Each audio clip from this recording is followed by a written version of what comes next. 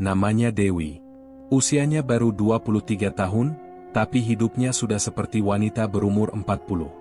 Setiap pagi bangun lebih dulu dari matahari, masak nasi, goreng tempe, siapkan bekal untuk suaminya yang sudah kepala 4, Sarto, buruh pabrik gula yang kerja dari pagi sampai maghrib.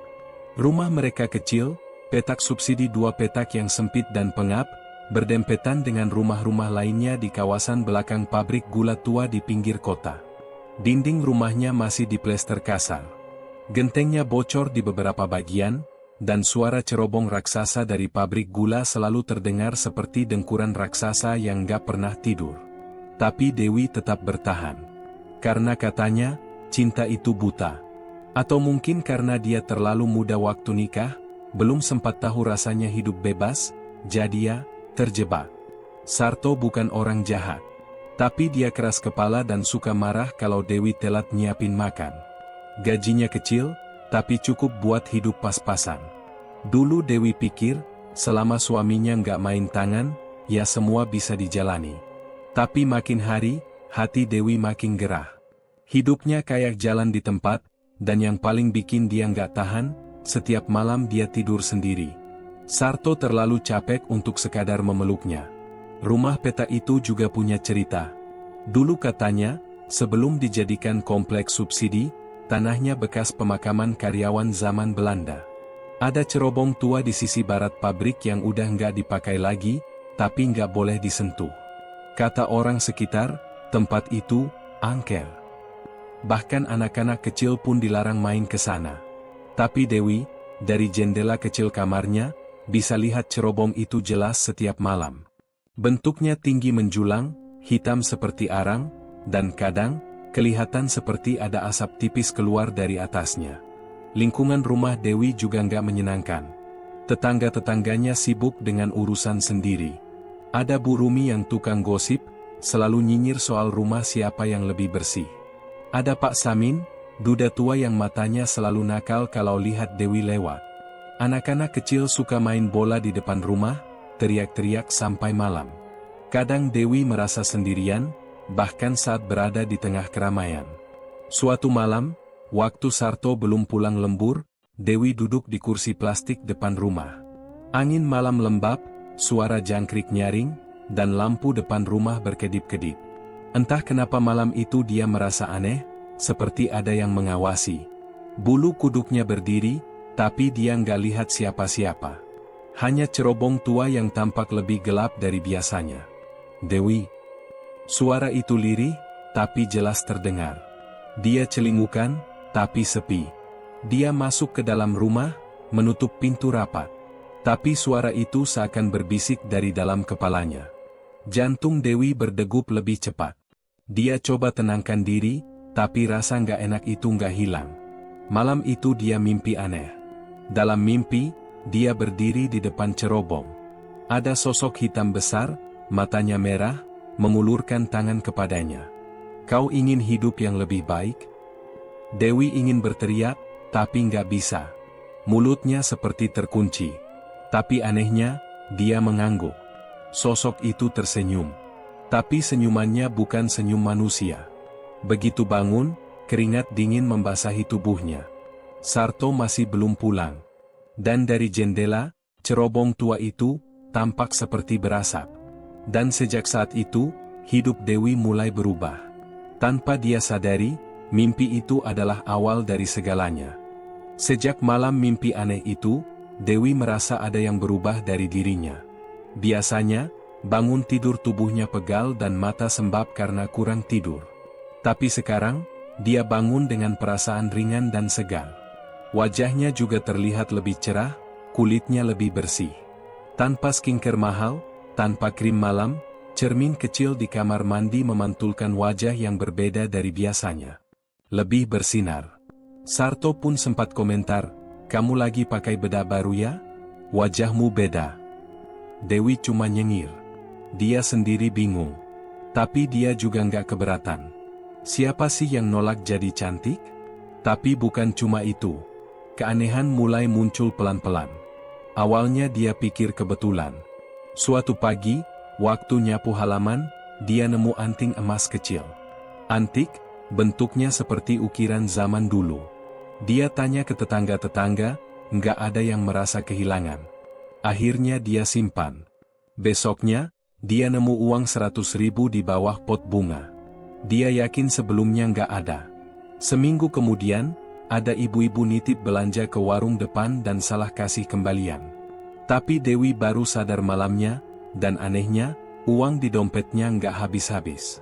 Dewi mulai merasa ada yang ganjil. Tapi bukannya takut, dia malah merasa beruntung. Semua kebutuhan rumah tercukupi. Bisa beli beras lebih mahal, lauk yang biasanya cuma tahu sekarang bisa ayam.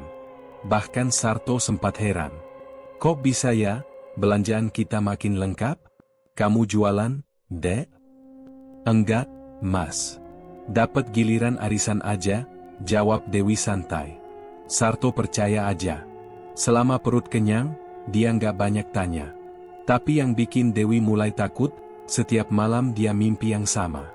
Cerobong tua itu, sosok hitam tinggi, dan suara berat yang berbisik di telinganya. Awalnya dia merasa ngeri, tapi lama-lama, dia merasa nyaman. Bahkan ketika terbangun, dia ingin tidur lagi, berharap bisa bertemu sosok itu. Puncaknya terjadi malam Jumat. Dewi bangun jam 2 pagi karena dengar suara napas berat dari ruang tamu.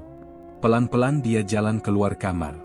Suaranya masih ada, terengah, seperti hembusan nafas makhluk besar. Tapi saat dia nyalakan lampu, nggak ada siapa-siapa. Jendela rumah terbuka lebar, padahal dia yakin sudah dikunci sebelum tidur. Di lantai, dia melihat sesuatu. Jejak kaki. Tapi ini bukan jejak kaki manusia. Bentuknya aneh, besar, panjang, dan hanya punya 3 jari. Dewi mendekat, menyentuhnya. Bekasnya basah dan dingin.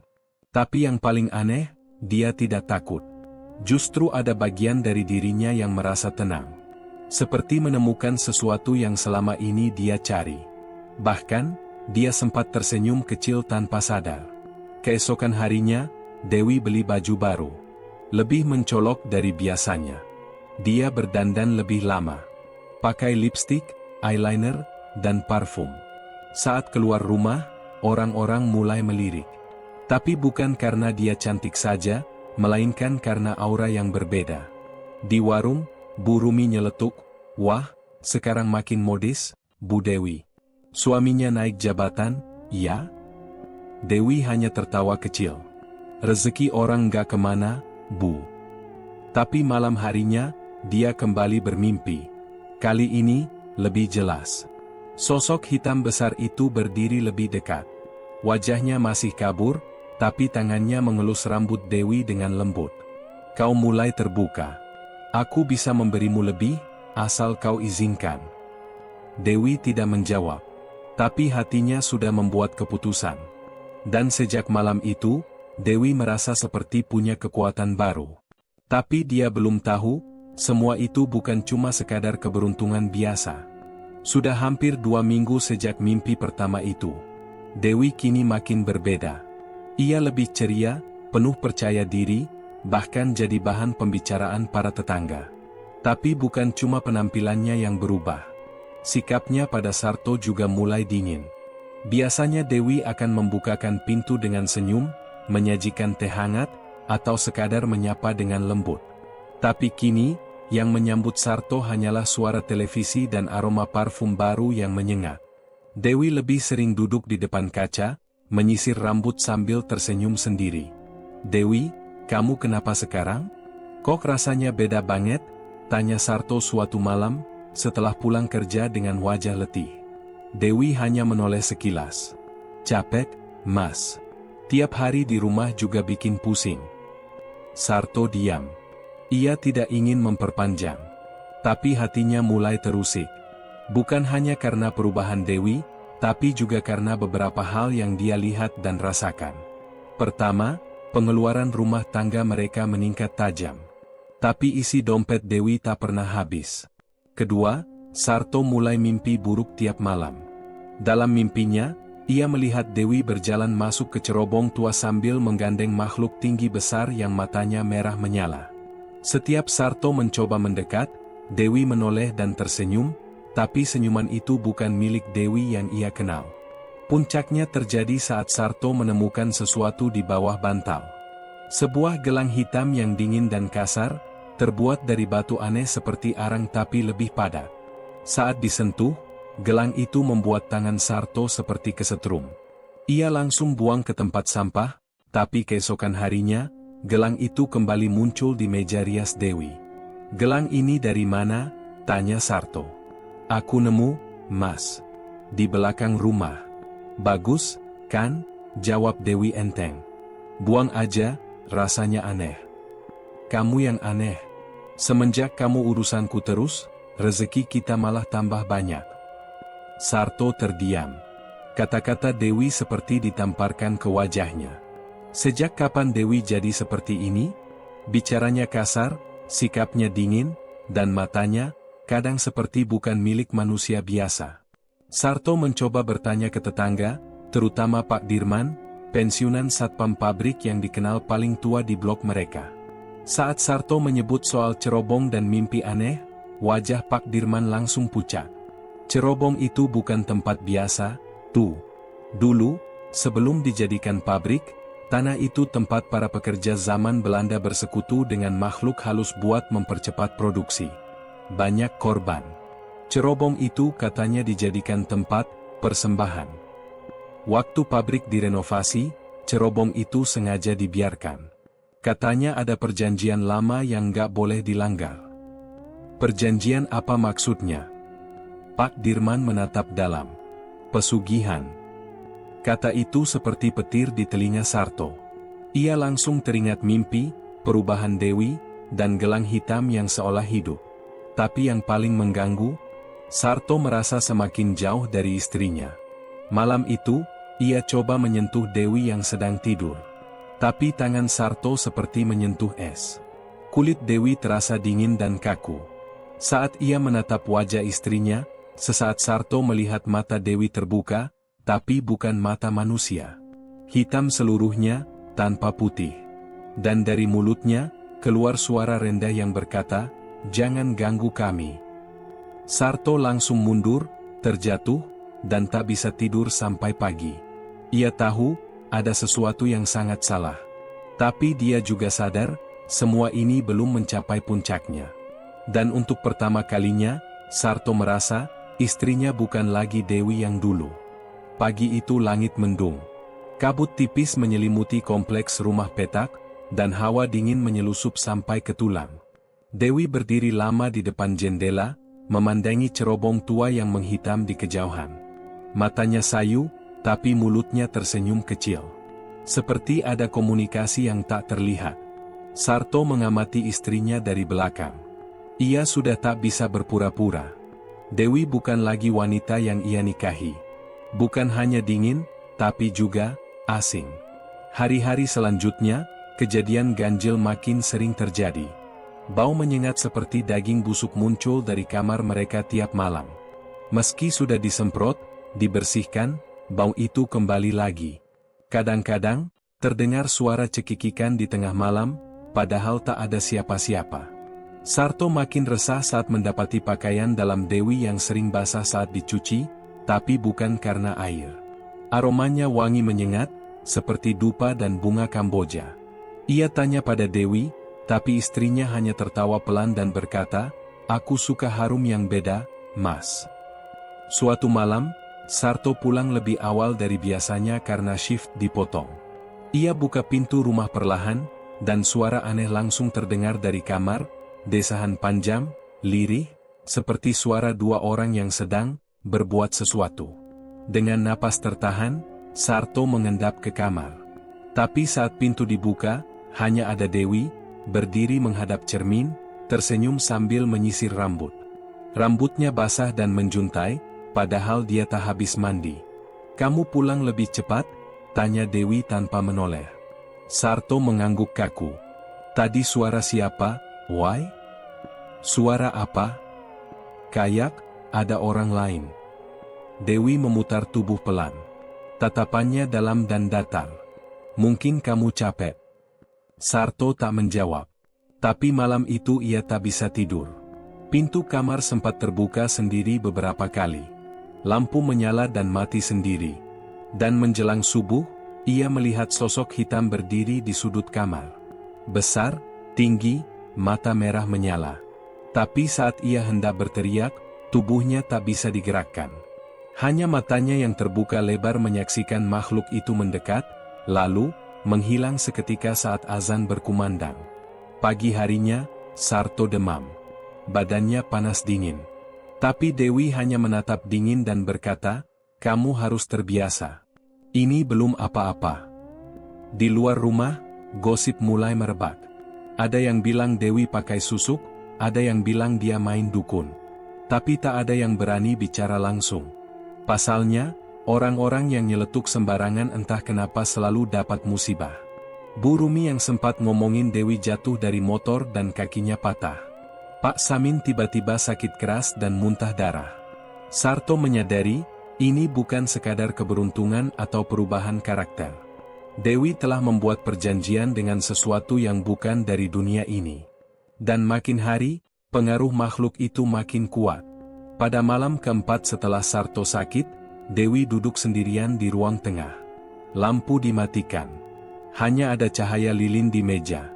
Di hadapannya, nampan kecil berisi bunga, telur, dan dupa yang menyala. "Aku sudah beri tubuhku. Sekarang waktunya kau tepati janjimu," bisik Dewi pelan. Dari pojok ruangan, terdengar desir angin dan aroma amis menyengat. Sosok tinggi muncul, melayang pelan. "Segera, kau akan mendapat lebih. Tapi jangan ada yang menghalangi. Termasuk suamimu." Dewi tak berkedip. Kalau dia ganggu, aku siap kehilangan. Dan malam itu, cerobong tua mengeluarkan asap lebih tebal dari biasanya. Seperti sedang tertawa. Malam itu hujan turun deras. Petir menyambar tanpa ampun, dan suara cerobong tua menggelegar lebih keras dari biasanya. Sarto duduk memeluk lutut di sudut kamar, tubuhnya menggigil. Suhu tubuhnya kembali naik, dan mimpi buruk datang silih berganti. Tapi bukan hanya mimpi. Kini ia merasa seperti diikuti, bahkan saat siang hari. Setiap kali lewat depan cerobong, ia merasakan tatapan tajam yang menusuk dari balik bayangan. Dewi, di sisi lain, tampak semakin kuat dan percaya diri. Ia mulai sering bicara sendiri, menatap kosong ke arah dinding, dan terkadang tertawa pelan seperti sedang mendengar lelucon dari dunia lain. Sarto pernah menangkapnya sedang menari pelan di ruang tamu saat tengah malam, dengan mata tertutup dan kaki telanjang, mengelilingi lilin yang ditata dalam bentuk lingkaran. "Kamu ngapain, Wai?" teriak Sarto waktu itu. Dewi membuka matanya perlahan, senyum tipis tersungging. "Menjaga rumah kita tetap makmur, Mas." Sarto tak tahan lagi. Esoknya, ia mendatangi seorang ustaz bernama Pak Gozali yang tinggal beberapa blok dari rumah. Ustaz itu sudah lama dikenal sebagai penyembuh dan orang yang paham hal-hal gaib. Setelah mendengar cerita Sarto, wajah Pak Gozali berubah serius. "Kamu harus kuat. Kalau benar istrimu telah menyerahkan dirinya pada makhluk itu, maka keluarnya tidak mudah. Tapi bukan tidak mungkin. Kita harus putus ikatannya."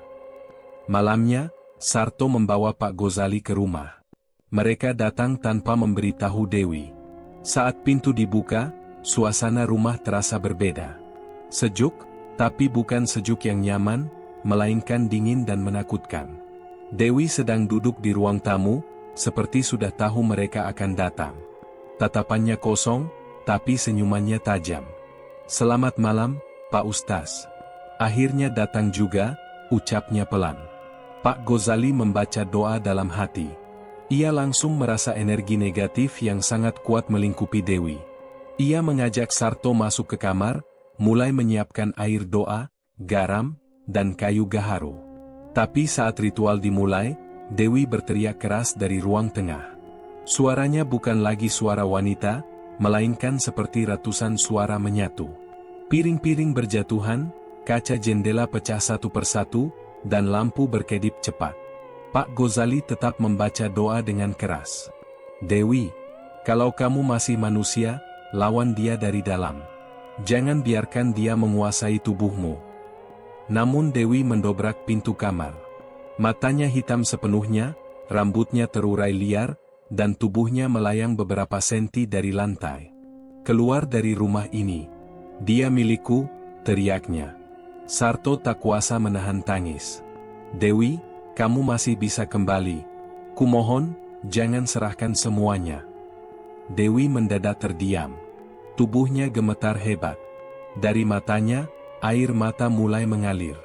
Tapi mulutnya masih berbisik dengan suara rendah, "Terlambat, terlalu dalam, terlalu banyak yang sudah dikorbankan."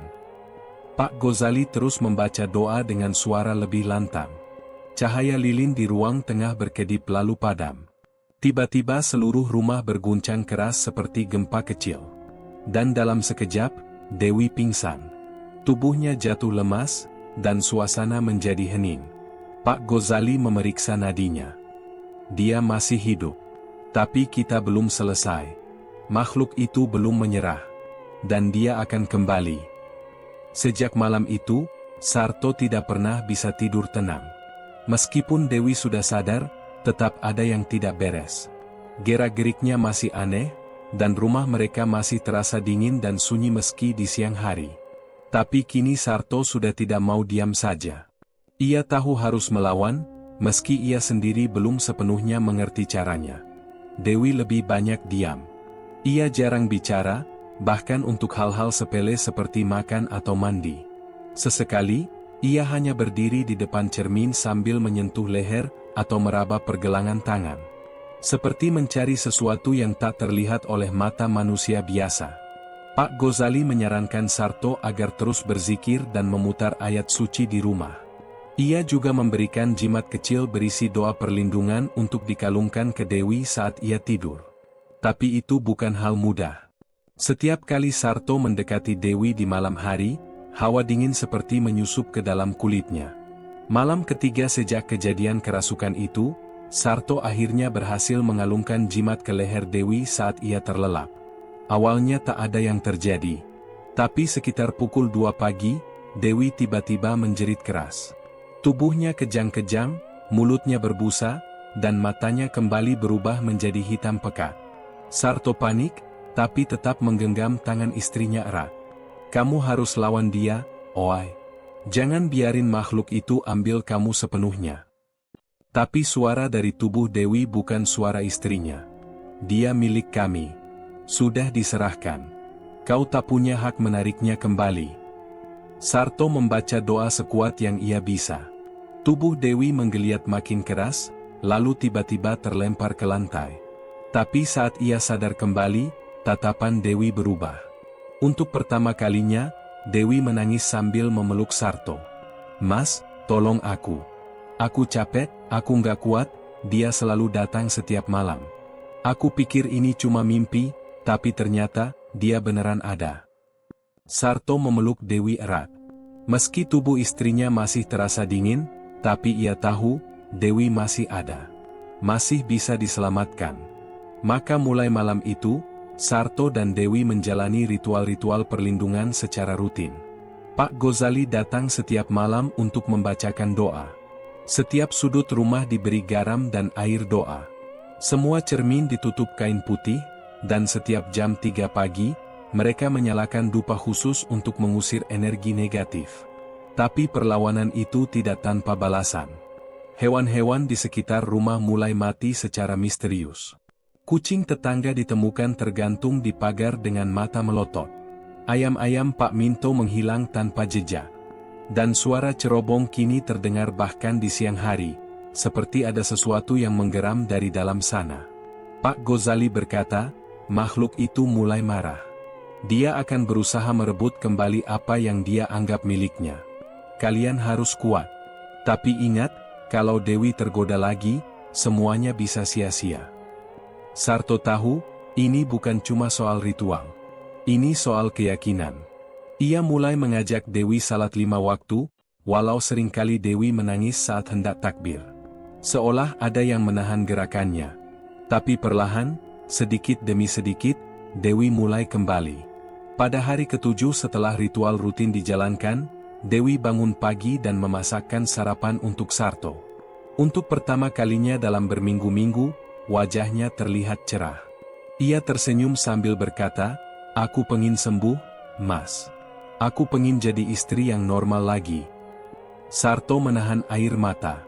Tapi di lubuk hatinya, ia tahu, ini baru permulaan. Masih ada sesuatu yang menanti. Sesuatu yang lebih besar. Dan meski Dewi sudah mencoba melawan, makhluk itu tidak akan menyerah begitu saja. 2 minggu setelah ritual rutin dijalankan, rumah petak itu kembali terasa hangat.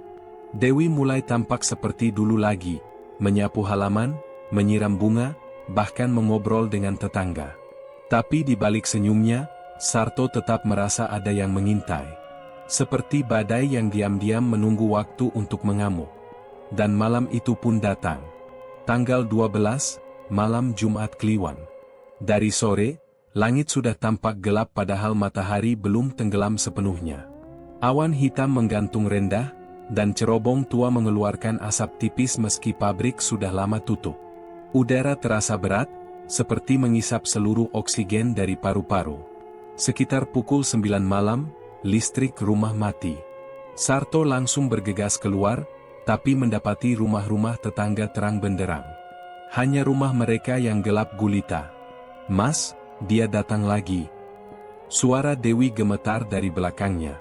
Tiba-tiba dari dalam rumah terdengar suara tawa. Tapi bukan suara Dewi. Suara itu berat, parau, dan seperti berasal dari tenggorokan yang terbakar. Piring-piring di dapur berjatuhan sendiri. Televisi yang mati menyala tanpa kabel, menampilkan gambar cerobong tua dengan kabut tebal di sekelilingnya. Dewi jatuh bersimpuh. Tangannya menutup telinga, wajahnya pucat pasi. Dia marah, "Mas, dia bilang aku melanggar janji, dia mau ambil semuanya."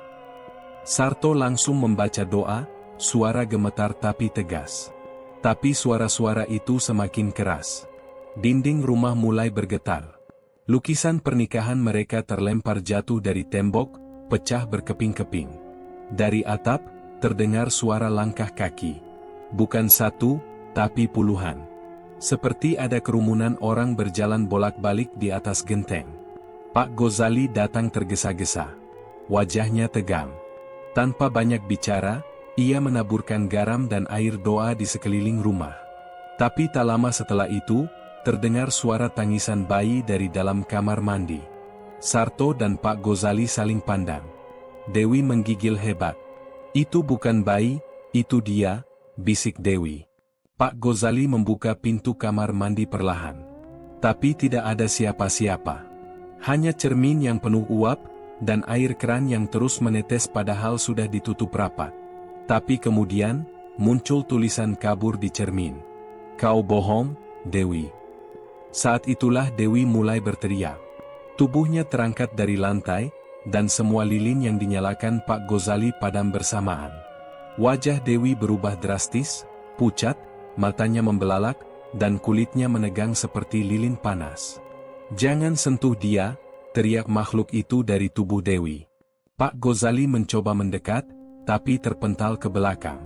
Sarto berusaha meraih Dewi, memeluknya, membisikkan namanya berkali-kali. "Kamu istri saya, bukan milik siapapun. Kamu yang pilih saya, bukan dia. Kembali, oi. Kembali." Air mata menetes dari mata Dewi yang hitam legam. Tubuhnya bergetar keras, lalu jatuh tak sadarkan diri di pelukan Sarto. Rumah mendadak hening.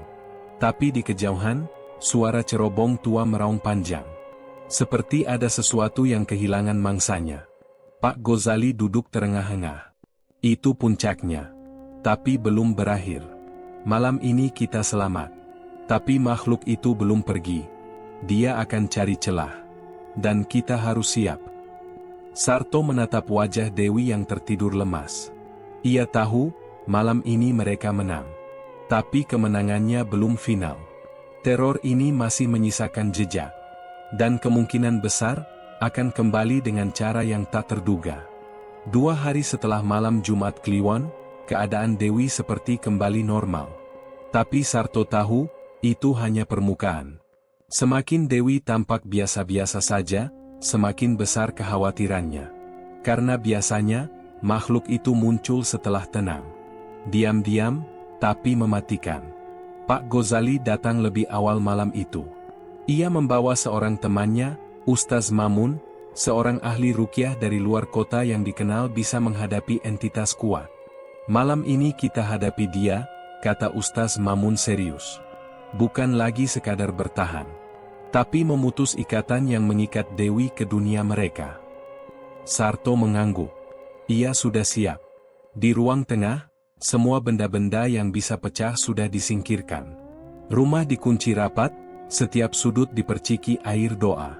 Dewi duduk di tengah lingkaran garam, wajahnya tenang, tapi matanya tampak kosong. Ritual dimulai pukul 9 malam. Ustaz Mamun membaca ayat-ayat dengan suara lantang. Pak Ghazali memegang tangan Dewi, sementara Sarto berdiri di belakang istrinya, menggenggam tasbih yang diberikan ibunya. Belum 5 menit, tubuh Dewi mulai gemetar. Astagfirullah, bisik Sarto. Tiba-tiba lampu kamar menyala sendiri, lalu padam lagi. Angin berhembus dari arah dapur, padahal semua jendela tertutup. Lalu terdengar suara, seperti desahan panjang. Tapi bukan suara manusia. Berat, seperti suara nafas dari tenggorokan yang penuh lendir. Tubuh Dewi melayang beberapa sentimeter dari lantai. Dia datang, kata Ustaz Mamun tenang, lalu melanjutkan bacaan. Mata Dewi perlahan berubah gelap. Suaranya berubah, parau dan menghina. Kalian pikir bisa memutus ikatan ini? Dia milik kami. Dia datang sendiri, menyerahkan dirinya. Kami hanya memenuhi janjinya. Bohong, teriak Sarto. Istriku nggak pernah tahu apa yang dia hadapi. Dia disesatkan, dimanipulasi. Makhluk itu tertawa. Kalian manusia selalu menyalahkan kami, padahal kalian yang tamak. Tubuh Dewi berputar cepat, lalu berhenti mendadak. Ia menatap Ustaz Mamun dengan marah, lalu mengucapkan kata-kata asing dengan suara yang bukan miliknya. Beberapa barang di dapur mulai berjatuhan sendiri. Cermin di kamar mandi retak tanpa sebab. Ustaz Mamun terus membaca. Tangannya menaburkan air doa ke arah Dewi. Kalau kamu memang kuat, lepaskan dia dan hadapi aku. Tiba-tiba ruangan menjadi gelap. Sarto merasa dadanya sesak, seperti ditindih benda berat. Dalam kegelapan, ia melihat sesosok makhluk besar berdiri di sudut ruangan. Tingginya hampir 2 meter, matanya merah menyala, dan tubuhnya dilapisi jelaga seperti arang. Wajahnya samar, tapi jelas bukan wajah manusia. Makhluk itu menunjuk ke arah Dewi. Dia masih punya utang. Kalian pikir bisa kabur begitu saja? Pak Ghazali berdiri dan ikut membaca doa dengan suara keras. Suasana ruangan makin panas. Keringat bercucuran dari wajah mereka, tapi bacaan tak boleh berhenti. Dewi mulai berteriak. Ampun, cukup. Jangan ganggu aku lagi. Makhluk itu menggeram keras, lalu tubuhnya mulai terurai. Asap hitam mengepul dari tubuh Dewi, lalu menyebar ke seluruh ruangan dan akhirnya menghilang lewat ventilasi atas. Tiba-tiba semuanya hening. Dewi jatuh pingsan. Sarto segera memeluknya. Ustaz Mamun duduk bersila, wajahnya lelah, tapi tenang. Untuk malam ini, kita berhasil, katanya pelan. Tapi jangan lengah. Ikatannya sudah lemah, tapi belum sepenuhnya putus. Jika kalian tergoda lagi, dia akan kembali. Dan kali ini, bisa jadi bukan hanya Dewi yang dia ambil. 2 minggu berlalu sejak malam pengusiran itu. Rumah petak milik Sarto dan Dewi terasa lebih damai dari sebelumnya. Tak ada lagi suara aneh, tak ada bayangan yang lewat di kaca jendela, dan tak ada aroma belerang yang tiba-tiba muncul.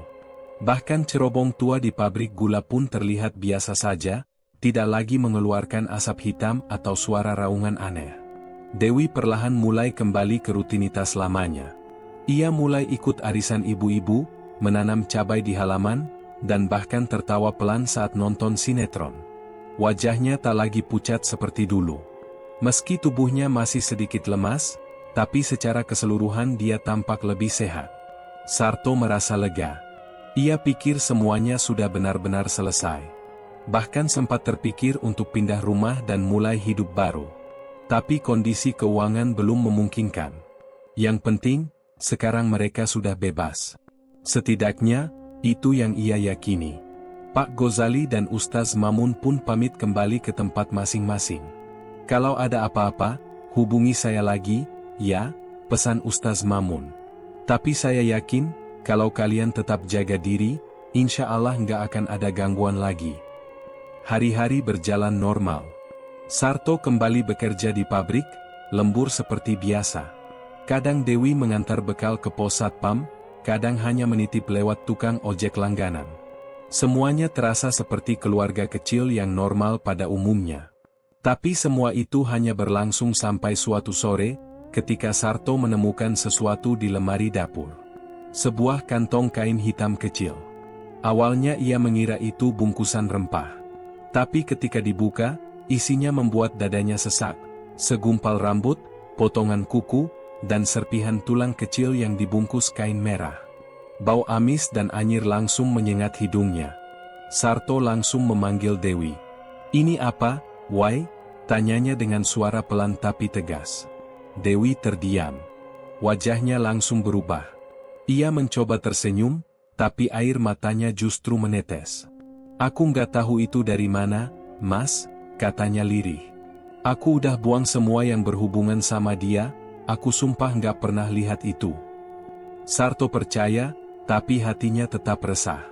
Malam harinya, ia membakar benda itu di halaman belakang. Tapi saat api menyala, terdengar suara aneh.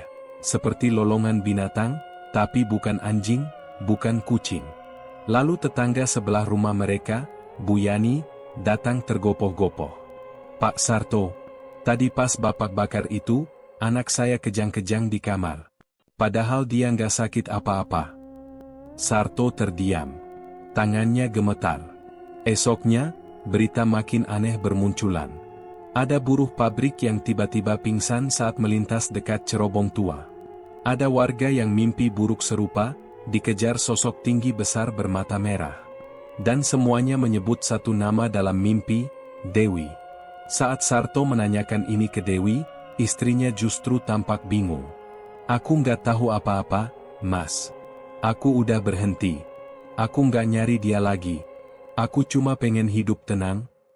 Tapi di tengah malam, Sarto mendapati Dewi berjalan sendiri ke dapur. Matanya terbuka, tapi seperti kosong. Ia membuka lemari, mengambil sesuatu, lalu berdiri menghadap jendela, berbisik. "Aku nggak lupa, aku tahu kau masih ada." Sarto langsung membangunkannya. Dewi terkejut, lalu menangis sejadi-jadinya. Ia bilang tak ingat apapun. Tapi Sarto tahu, sesuatu belum benar-benar berakhir. Mereka hanya diberi waktu bernapas, bukan bebas. Dan kini, ia mulai bertanya-tanya. Apakah ini semua benar-benar sudah selesai? Atau justru baru mulai lagi dari awal? Malam itu, suasana rumah kembali mencekam. Setelah kejadian Dewi berjalan dalam tidur sambil berbisik ke jendela, Sarto tidak bisa tidur. Ia berjaga semalaman, memperhatikan gerak-gerik istrinya dari kursi dekat pintu kamar. Sekitar pukul 3 dini hari, Dewi kembali terbangun. Kali ini tidak berjalan, tapi menangis pelan sambil menggenggam bantal. Sarto mendekatinya dan duduk di sisi ranjang. "Mas, aku nggak kuat," bisik Dewi. Dia datang lagi. Tapi bukan di mimpi. Dia duduk di kaki ranjang, "Mas. Setiap malam."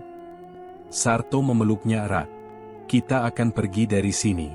Kita jual apa yang bisa dijual.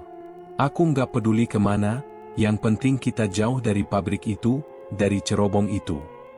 Pagi harinya, mereka mulai berkemas. Beberapa barang dijual, dan Sarto mengajukan cuti mendadak. Mereka sepakat pindah ke rumah kakak Dewi di kampung. Tapi saat sedang mengepak barang, Dewi menemukan kotak kecil di balik tumpukan pakaian. Isinya, uang. Puluhan juta rupiah. Masih baru. Rapi. Tidak pernah mereka lihat sebelumnya. Dewi mematung. "Mas, ini." Sarto langsung meraih kotak itu dan membuangnya ke bak sampah luar. "Jangan disentuh. Itu bukan rejeki." Namun malam harinya, kotak itu kembali ada di meja makan. Tanpa suara. Tanpa yang memindahkan. Hanya muncul begitu saja. Dewi gemetar. Mas, kayaknya aku harus ngaku. Sarto menatapnya dengan napas tercekat. Aku, sebenarnya nggak pernah dipaksa. Awalnya aku memang takut, tapi setelah dikasih tahu soal imbalan, aku penasaran. Aku minta bantuannya. Aku yang panggil dia pertama kali. Aku yang buat perjanjian itu. Aku, yang ngasih darahku sendiri di depan cerobong itu. Suara Dewi mulai bergetar. Matanya berkaca-kaca. Tapi aku benar-benar nyesel. Aku nggak tahu bakal separah ini. Sarto berdiri. Tidak marah. Tidak teriak. Hanya diam, dengan mata kosong. Tapi saat ia berjalan ke pintu, Dewi menahannya. Mas, jangan pergi. Aku masih butuh kamu. Tiba-tiba, terdengar suara keras dari dapur. Bunyi piring pecah. Mereka berdua berlari ke sana. Dan saat mereka sampai, dapur sudah kosong. Hanya satu hal yang berubah. Cerobong tua itu, muncul di luar jendela dapur mereka. Padahal cerobong itu ada di area pabrik. Jauh dari rumah. Tidak mungkin terlihat dari jendela dapur. Namun malam itu, cerobong itu berdiri tinggi, tepat di depan mereka. Hitam. Menjulang. Dan dari lubangnya, muncul sosok tinggi berjelaga, berjalan pelan ke arah jendela. Dewi berteriak. Sarto menariknya mundur. Tapi sebelum mereka bisa kabur, makhluk itu tiba-tiba berhenti. Menatap Sarto. Lalu berkata dengan suara serak. Sekarang, giliranmu. Tubuh Sarto kaku. Ia terjatuh, memegangi dadanya. Teriakan Dewi menggema di seluruh rumah. Dan saat tubuh Sarto tak bergerak lagi, makhluk itu menghilang. Cerobong lenyap. Seminggu kemudian, warga dikejutkan dengan kabar bahwa Sarto mendapatkan warisan misterius dari kerabat jauh. Rumah dibeli lunas. Mobil baru muncul di garasi. Dewi? Ia hanya tersenyum simpul setiap ditanya. Aku pikir, akhirnya dia ngerti juga. Rezeki itu, harus diundang dengan pengorbanan. Lalu malam itu, di ruang tengah rumah barunya, Dewi duduk menghadap cermin besar. Wajahnya tampak segar. Mewah. Tapi di pantulan cermin, ia tidak sendiri. Di belakangnya, berdiri sosok Sarto, dengan mata hitam legam dan senyum yang membeku. Sekarang, kamu milik kami sepenuhnya. Tamat.